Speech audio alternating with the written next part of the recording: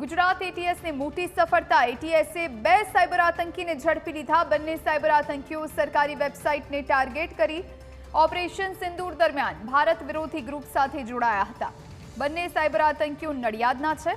જસીમ અંસારી અને તેના સાથીને પકડી લેવામાં આવ્યા। બંને માત્ર મેટ્રિક પાસ, યુટ્યુબ અને અન્ય ઓનલાઈન પ્લેટફોર્મથી હેકિંગ શીખ્યા। ન્યૂઝ કેપિટલ ગુજરાતની ટીમ પહોંચી આતંકીઓના ઘરે। નડિયાદના મજૂર ગામ વિસ્તારમાં જસીમ અંસારી રહે છે। જસીમના પિતા નડિયાદમાં ગેરેજ ચલાવે છે। હાલ જસીમના માતા પિતા ઘરે હાજર જોવા ન મળ્યા। આતંકીઓના પરિવારજનો જવાબ આપવાથી ભાગ્યા।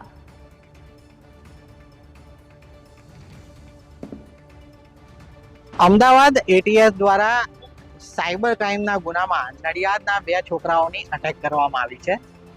આ જે છોકરાઓ છે તે લોકો શંકાસ્પદ પ્રવૃત્તિ કરતા હતા અને તેના હેઠળ એટીએસ આ લોકોને લઈ ગઈ છે, જેમાંથી જે જસીમ અંસારી નામનો છોકરો છે તેનું આ ઘર છે, જે મારી પાછળ તમે જોઈ શકો છો।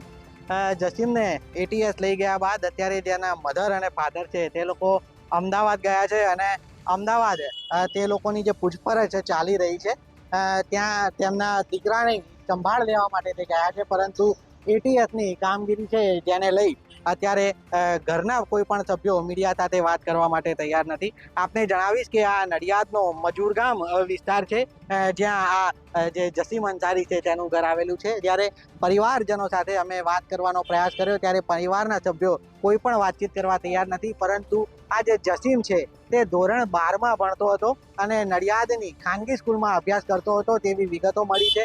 એવી પણ વિગતો જાણવા મળી રહી છે કે નડિયાદના આ 2 યુવકો સાથે અન્ય બીજા 3 થી 4 જેટલા અલગ અલગ વિસ્તારના યુવકોને પણ પોલીસ લઈ ગઈ છે। જો કે તે યુવકોને કઈ પોલીસ લઈ ગઈ છે તે બાબતે હજી કોઈ સ્પષ્ટતા થઈ નથી, પરંતુ જે આ યુવકોને અત્યારે એટીએસ લઈ ગઈ છે તેને લઈ સમગ્ર નડિયાદ શહેરમાં ચકચાર ભર્યો માહોલ જોવા મળી રહ્યો છે। યોગિંદરજી, ન્યૂઝ કેપિટલ, નડિયાદ।